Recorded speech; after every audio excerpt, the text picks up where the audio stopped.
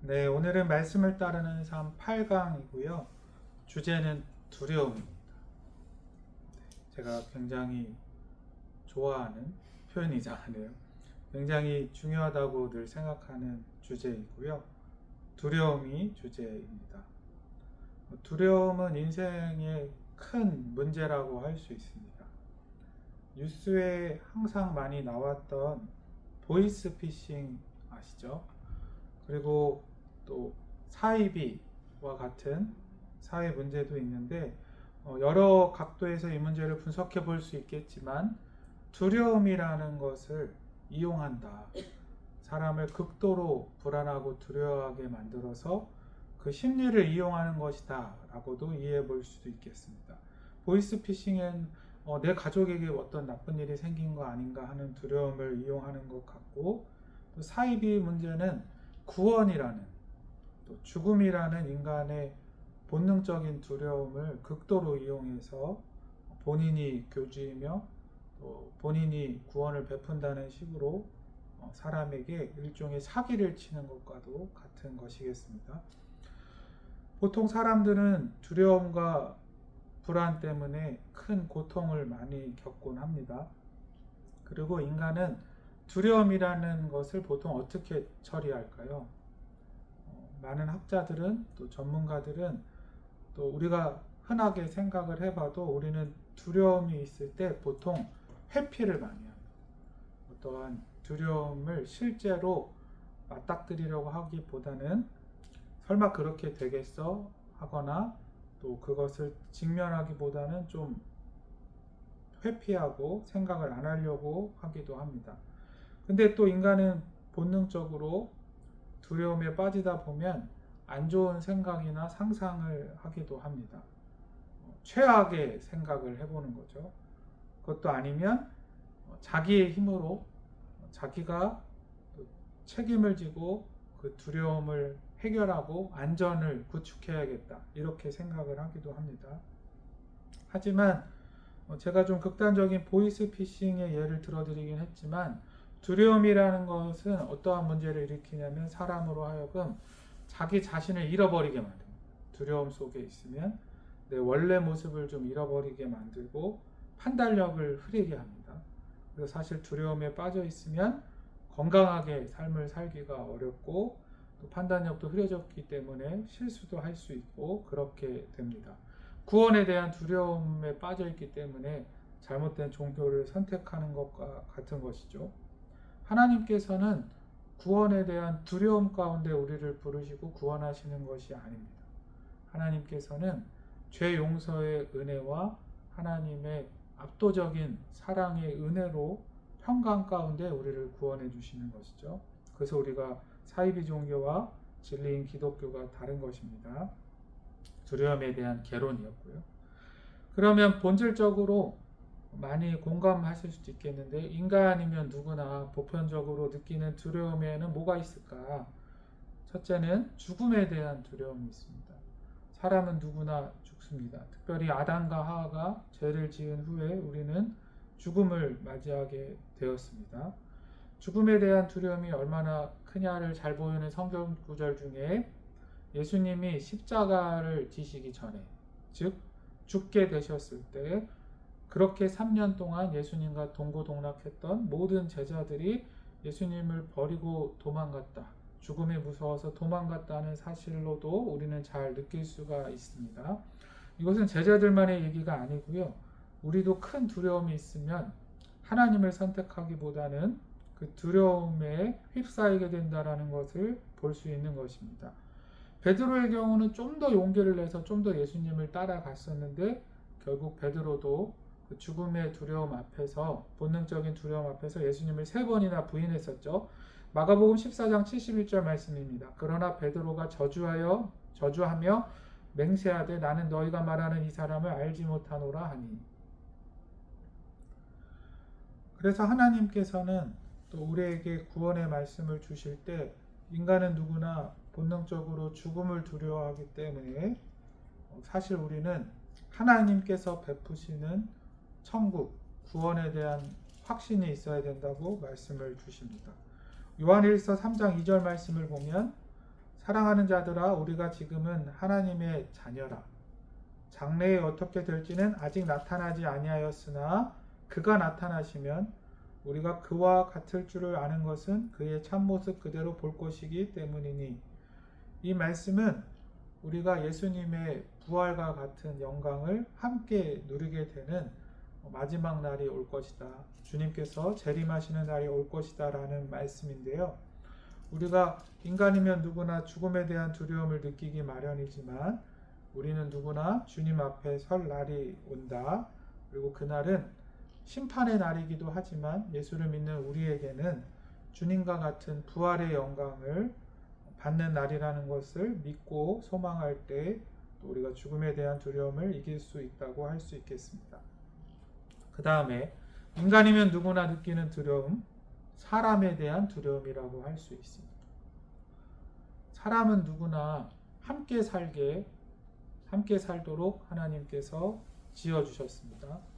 근데 문제는 그 관계라는 것이 또 사람 속에서 산다는 것이 인간에게 큰 공포나 두려움이 되기도 한다는 것입니다. 연예인들을 보면 이것이 극단적으로 드러나기도 하는 것 같습니다. 연예인들은 매우 이렇게 고저라고 할까요?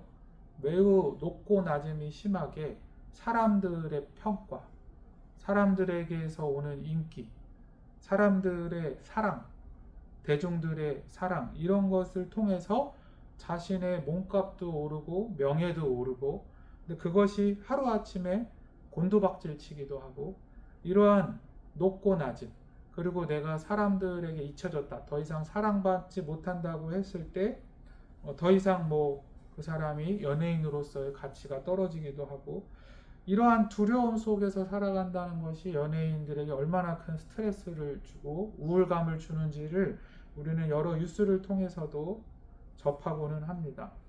이게 우리도 누구나 그렇지만 또 우리 다음 세대, 우리 자녀들, 젊은이들에게도 매우 중요한 이야기입니다.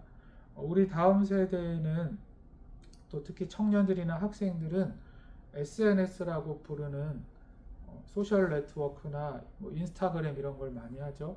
근데 그 안에서도 사람들의 평가나 인기, 또 사람들의 시선을 많이 받기도 하고 즐기기도 하지만 사실 굉장히 거기에 매여서 그것이 두려움이 되기도 한다는 것을, 또 거기에 매이고 급급하게 되기도 한다는 것을 우리가 보게 됩니다. 근데 우리도 마찬가지입니다. 우리도 잘 보면 가족들에게 내가 충분히 사랑을 받고 있는가, 존중을 받고 있는가가 얼마나 중요한지 모릅니다. 그게 근데 거꾸로 말하면 우리가 그만큼 사람에게 메인 존재라는 뜻입니다. 또 우리가 회사에 가거나 어떠한 사회적 관계를 맺을 때도 그 사람들이 나를 어떻게 평가하고 있을까, 내 명예가 지금 어떻게 되고 있을까, 이런 것들이 나로 하여금 두려움이 되기도 하고 스트레스가 되기도 합니다. 특별히 사람은 누구나 인정받고 싶어하고 사랑받고 싶어합니다. 내가 사람들에게 정당한 평가나 사랑을 못 받는다고 느끼면 사람은 굉장히 힘이 들게 됩니다. 하지만 하나님께서는 이 사람에 대한 두려움은 일시적인 것이고 영원한 것이 아니라고 말씀하십니다. 잠언 29장 25절 말씀입니다.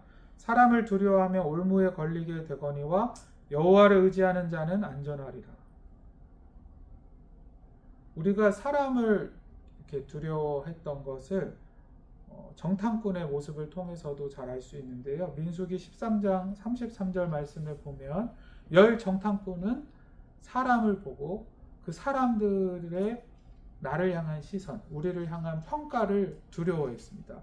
그것이 그들을 굉장히 그 두려움에 매이게 만들었는데, 민수기 13장 33절 말씀에서 10명의 정탐꾼은 이렇게 말했습니다. 거기서 네피림 후손인 아낙 자손의 거인들을 보았나니 우리는 스스로 보기에도 메뚜기 같으니 그들이 보기에도 그와 같았을 것이니라. 네, 공감이 되시죠? 어떤 사람이 나를 좀 하찮게 생각하는 것 같다, 존중하지 않는 것 같다라고 느낄 때 우리는 굉장히 힘이 들게 되죠. 근데 예레미야 17장에 놀라운 말씀이 있습니다. 먼저 5절 말씀입니다. 여호와께서 이와 같이 말씀하시니라. 무릇 사람을 믿으며 육신으로 그의 힘을 삼고 마음이 여호와께서 떠난 그 사람은 저주를 받을 것이라. 네. 인간이 그 사람으로부터 오는 것들, 그 사람을 너무 믿고 육신으로 오는 것들을 너무 믿고 의지하면 안 된다라고 하나님은 분명히 경고하십니다. 그리고 하나님께서는 그렇게 사람들의 평가나 사람들의 사랑, 사람들의 시선에 매이기보다는 하나님을 의지하라고 7절에 그러나 물은 여호와를 의지하며 여호와를 의뢰하는 그 사람은 복을 받을 것이라 이렇게 말씀하십니다. 그 다음에 인간이면 누구나 첫째 죽음에 대한 두려움을 했고요. 둘째 사람을 두려워한다고 했는데 셋째로 미래를 두려워합니다. 공감을 많이 하실 텐데요. 하나님께서 피조물인 우리를 시간 속에 살게 하셨어요. 그래서 우리는 현재를 살아가고 있습니다. 사람은 누구나 미래에 대해서 알지 못합니다. 근데 문제는 그게 믿음이 있고 평강이 있을 때는 문제가 안 되는데 그 미래를 알 수 없다는 것이 우리에게 두려움을 주는 근원적인 원인이 되기도 한다는 것입니다. 잘 아시는 것처럼 왜 그렇게 교회 안 다니는 사람들이 또 그러면 안 되지만 우리 교회는 없지만 때때로 교회 다니는 사람들도 그렇게 점을 보러 다니고 사주니 팔자니 심지어 무당을 만나기와 왜 그렇게 할까요? 미래를 알고 싶어 하기 때문입니다. 그러니까 미래가 불안하다는 것이죠. 미래에 대한 두려움을 없애고 싶어 한다는 것입니다. 본능적으로. 우리도 마찬가지입니다. 사실 잘 생각해 보세요. 내 자녀가 계속 이렇게 속썩이면 어떡하지? 내 자녀가 혹시 좀 결혼을 잘 못하면 어떻게 될까? 우리 가정에 이러한 재정적인 계획이 있는데 그게 잘 풀리지 않아가지고 우리 가정의 어떤 사업체 또 나와 내 배우자의 직장의 어떤 수입이나 이런 것들이 잘 풀리지 않아서 재정적인 어려움을 겪게 되면 이게 내일 일어날 일이거든요. 미래에. 그렇게 되면 어떻게 될까? 이런 식으로 우리는 미래를 모르는 것에서 오는 두려움이 많이 있습니다. 근데 하나님께서는 마태복음 6장 34절에 그러므로 내일 일을 위하여 염려하지 말라. 내일 일은 내일이 염려할 것이요 한날의 괴로움은 그날로 족하니라. 하나님께서는 누구보다 하나님께서 만드신 사람을 잘 알고 계십니다. 미래를 두려워하지 말라고 하셨습니다. 이제 그 다음 주제로 그렇다면 하나님께서는 이렇게 인간은 누구나 두려움이 있는데 성경에서 두려워하지 말라는 말이 300번 넘게 나온다는 말 들어보셨죠? 두려움이 있는데 하나님께서는 그러면 그 두려움을 뭐라고 하시며 어떻게 이겨내도록 훈련하시는가?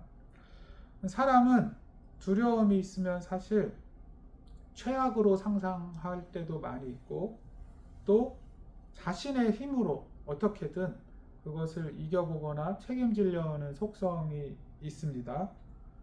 근데 사실 그 두려움이라는 것은 하나님 말씀을 통해서 보고 또 하나님과의 관계에서 보면 인간은 하나님께서 지으신 피조물이기 때문에 하나님 말씀으로 그리고 하나님과의 관계 속에서 그 두려움을 이겨야 한다는 것을 우리는 알 수 있습니다. 하나님께서 두려움을 어떻게 훈련하시는가를 잘 보여주는 사건이 출애굽 이후에 홍해를 건너려고 했던 사건입니다. 그 이야기를 잘 기억하시죠? 홍해를 건널 때 보면 사실 하나님께서 모세를 통하여 이스라엘 백성을 막다른 곳으로 홍해 앞쪽까지 몰고 가셨다는 내용이 나온다. 알고 계셨나요? 하나님께서 인도를 하셔서 굳이 홍해 앞으로 이스라엘 백성을 인도하셨습니다. 그리고 뒤에서는 그 막다른 곳에 이르렀다는 소식을 들은 바로 왕과 그의 군대가 머리끝까지 화가 나가지고 그렇게 10가지 재앙이 있도록 고집을 피우고 나서야 보내줬음에도 그 바로 왕이 교만하고 화가 나서 이스라엘 백성들을 다시 잡아가고자 쫓아오고 있었습니다. 우리의 인생도 이와 같을 수 있습니다. 무슨 말씀이냐면 하나님께서 때때로 우리를 두려움을 느낄 수밖에 없는 곤란한 상황, 고난의 상황으로 인도하시기도 한다는 것입니다. 그렇다면 하나님께서는 진짜 말씀하시는 두려움이 무엇이고 두려움을 어떻게 이기기 원하시기에 그토록 이스라엘 백성이 홍해 앞에 선 것처럼 우리의 인생을 두려울 수밖에 없는 상황을 허용하고 계실까요? 따라 하시겠습니다. 하나님께서는 하나님을 의지하라고 하신다. 하나님을 의지하라고 하신다. 네. 사람은 생각보다 본능적으로 두려움 앞에서도 자꾸 생각을 하고 계획을 하고 자기가 이겨내려고 하거나 아니면 많은 학자들이 얘기했듯이 안 일어날 수도 있는 일이니까 회피하려고 합니다. 근데 이제 하나님께서 이 홍해의 상황을 보면 피할 수도 없고 또 뒤에서는 애굽의 군대가 쫓아오고 있는데 내 힘으로는 뭘 할 수도 없는 상황에 이르게 하신 것입니다. 근데 우리가 이러한 말씀을 부흥회 같은 때도 많이 듣죠. 제일 많이 기도할 때가 언제입니까? 아무것도 내 힘으로 할 수 없을 때입니다. 네. 내가 자녀를 위하여 또 뭐 사업을 위하여 인생의 어떤 문제를 두고 이렇게 새벽마다 하나님을 찾고 간절히 기도했던 때는 어떤 때냐면 이스라엘이 홍해 앞에 선 것처럼 하나님의 구원에는 소망을 둘 데가 없을 때였습니다. 하나님은 그것을 아시고 인간이 두려움을 이기는 방법은 믿음으로 하나님을 신뢰하는 것이라는 것을 아시고 내 힘으로 불가능한 상황을 허용하실 때도 있다는 것입니다. 또 두 번째로 하나님께서는 신명기 8장은 만나에 대해서 알려주고 있는데요. 아까 전에 내일 일을 염려하지 말라, 오늘을 열심히 살아라 이런 말씀도 있었던 것처럼 만나를 통해서 우리가 두려움을 어떻게 이겨야 하는지 훈련하시냐면 따라 하시겠습니다. 오늘에 집중하라. 오늘에 집중하라. 네. 만나 아시죠? 만나는 그날 내렸습니다. 하나님의 은혜를 상징하는데요. 내일 게 내리지 않습니다. 근데 이스라엘 백성의 입장에서 생각을 해보면 이게 광야를 40년을 걸어서 그렇지 첫날 둘째 날을 생각해보면 먹을 것이 하나도 없는 허허벌판 사막에서 지금 만나가 이슬같이 막 내려있단 말이죠. 얼마나 귀해 보였을까요? 근데 하나님께서 딱 오늘치만 걷어들여서 먹으라고 하시는 거예요. 두렵지 않았을까요? 내일 먹을 게 없으면 어떡하지? 내일 굶으면 어떡하지? 근데 하나님이 오늘 것만 해당하는 하나님의 은혜를 누리라고 하셨다는 거예요. 그리고 내일이 되면 또 내일의 만나를 주셨습니다. 이것은 시간 속에 사서 살아가는 인간들에게 하나님께서 매일매일 하루하루 은혜를 주실 것이고 그러므로 우리는 하루하루 집중해서 살아야 된다는 것을 알려주시는 말씀입니다. 사실 두려움이라는 것을 내가 다루려고 할 때에 내가 할 수 있는 게 생각보다 별로 없을 때가 많이 있어요. 내 가족에 대한 두려움, 배우자가 건강검진에서 좀 안 좋은 결과가 나왔는데 큰일이면 어떡하지? 내가 두려움을 느끼고 있지만 사실 내가 할 수 있는 게 별로 없을 때가 많습니다. 그래서 하나님께서는 오늘을 살라고, 오늘을 믿음으로 살라고 말씀하시는 건데요. 이때의 유익은 뭐냐면 내가 오늘 해야 할 일을 생각하면 그래도 굉장히 단순하게 할 일들이 생각이 나게 됩니다. 우리가 자꾸 내 영역이 아닌 하나님은 오늘을 살게 하셨는데 내일 것까지 생각하니까 별의별 생각이 다 드는 것이고요. 일주일 뒤에 결과가 나온다는데 병원 가면 어떤 일이 일어날까 이런 것이고요.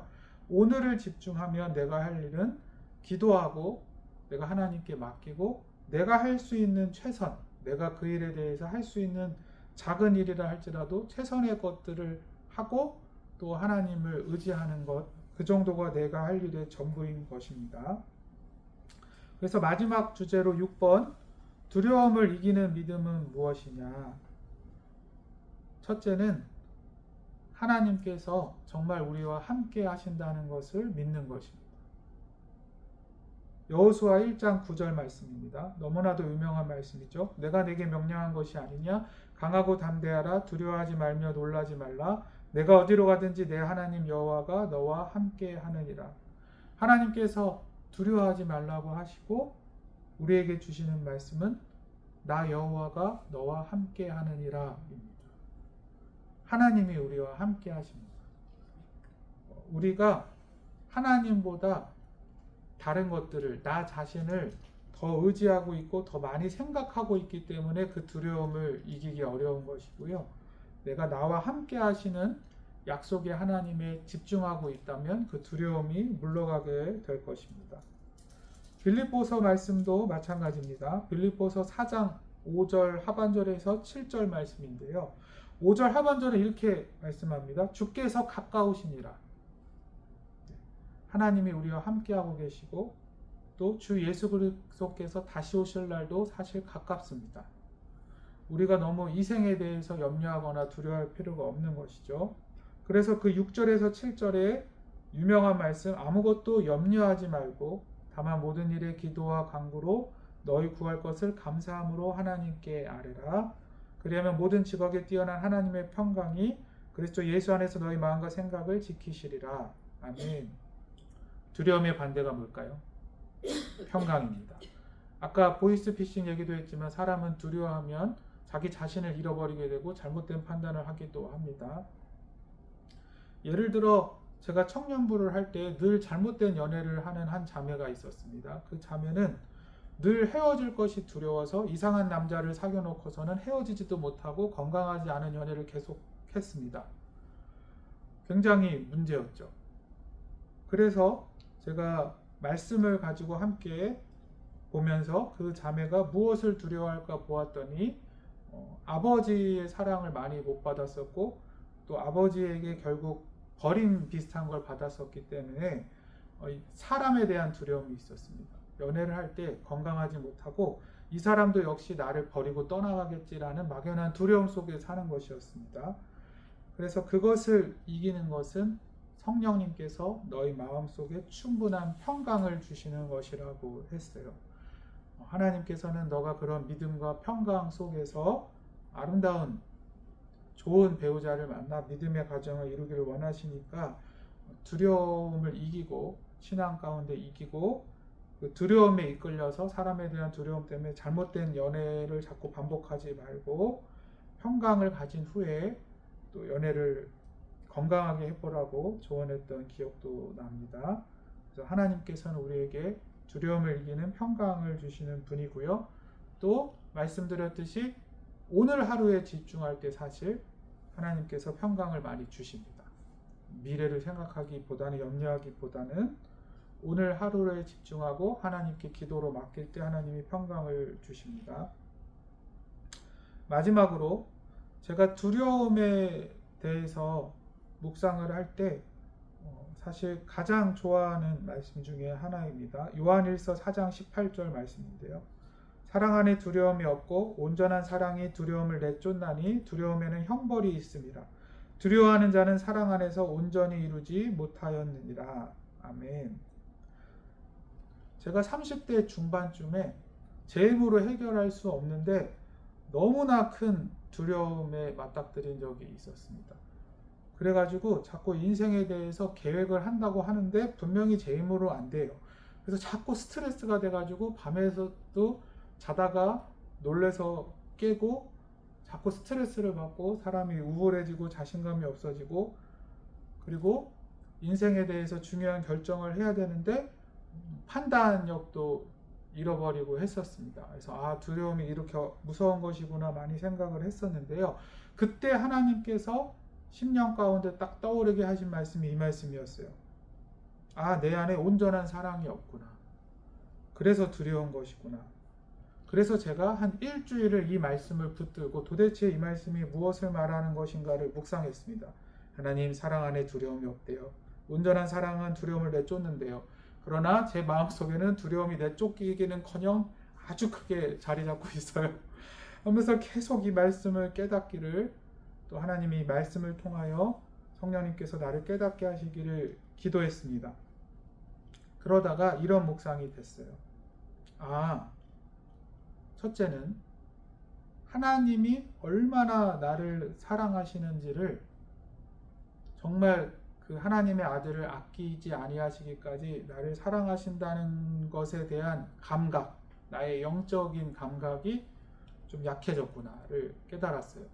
근데 그걸로 안 됐어요. 그걸로도 두려움이 안 쫓겨지는 거예요. 하나님이 나를 너무나 사랑하시는 거를 회복해도 안 됐어요.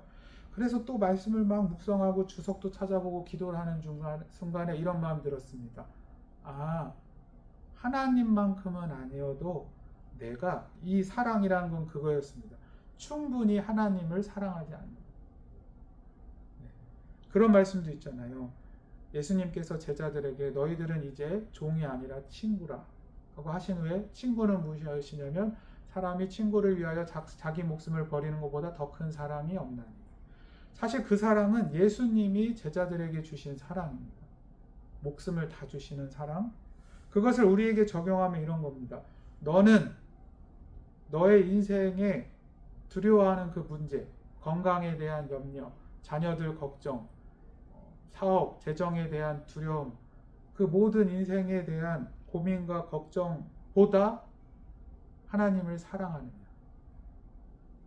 그것이 내 목숨보다 하나님을 사랑하는 거겠죠. 그 사랑이 있다면 두려움이 없어질 것이다 라는 깨달음을 주었던 기억이 납니다. 그때 많이 기도했었고요. 그리고 이 말씀을 그렇게 놀랍게 깨달은 후에 생각을 해보니까 정말 그렇더라고요. 결혼하셨을 때를 생각해 보세요. 결혼하셨을 때 막 결혼해서 20대 30대 한창 경제적으로도 그렇고 뭐 직장도 그렇고 사실 두려울 일이 많으셨을 겁니다. 우리 부부가 힘을 합쳐가지고 이제 가정을 일구고 자녀들도 하나둘 태어나서 막 피덩이 같이 어린 1살짜리 아이들을 데리고 살아야 되는데 뭐 집은 다 형편에 따라 다르시겠지만 단칸방일 수도 있고 작은 아파트일 수도 있고. 근데 그때 생각해보면 돈에 대한 두려움, 인생에 대한 두려움이 그렇게 크지 않았을 수 있습니다. 왜 그랬을까요? 그때는 남편은 나를 사랑하고 나는 남편을 사랑한다는 게 확실했거든요. 그때는 아내는 나를 사랑하고 나는 아내를 사랑하고, 또 애기들은 원래 어렸을 때 천사 같잖아요. 내 3살짜리 아들이 오매불망 엄마는 거의 뭐 우주예요. 내 아이는 나를 사랑하고 신뢰하고 나도 목숨을 다 줘도 아깝지 않을 만큼 내 가족들을, 자녀들을 사랑한다는 게 확실했습니다. 그래서 안 두려웠어요. 근데 지금 한번 인생을 돌아보세요. 두려우신가요? 근데 이렇게 당연히 두렵죠. 목사님 생각을 해보세요. 우리 자식들이 지금 결혼도 안 했는데 뭐 취업도 안 되고 있고 지금 불경기라고 하는데 직장도 걱정이고 건강도, 제가 최근에 건강검진을 했는데 뭐가 보인대요. 목사님 큰일이에요. 두려울 일이 많은데 이런 관점은 어떨까요? 어느새 자식들이 컸다고 내가 사람으로서 충분히 우리 가족이 정말 사랑으로 하나 되어 똘똘 뭉쳐 있었다라는 감각이 없는 거예요. 그것이 우리가 그 두려움에 빠져들게 하는 원인일 수도 있습니다. 제가 이 아름다운 가족의 이야기를 하려고 얘기를 꺼낸 것이 아닙니다. 첫사랑이라는 얘기가 있습니다. 첫사랑을 회복하라. 첫사랑이 뭘까요? 신앙에 언제 두려움이 없었을까요? 하나님은 나를 사랑하신다는 것을 알고 나는 그 하나님을 사랑했을 때. 왜 내가 두려움을 못 이기고 있을까요? 사랑을 잃어버렸기 때문에. 우리가 하나님이 얼마나 나를 사랑하시는 줄을 매일매일 느끼고, 하나님께서 우리에게 이렇게 말씀하십니다. 자기 아들을 우리를 위하여 아끼지 않으시니까 어찌하여 그 아들과 함께 모든 것을 너에게 주시지 않겠느냐. 물론 하나님 우리 때때로 인생에 인내하게 하시고 고난을 주시기도 합니다. 저도 그렇고요. 하지만 하나님은 우리를 사랑하십니다. 은혜를 주시는 분이고요. 또한 우리도 주님을 사랑해야 합니다.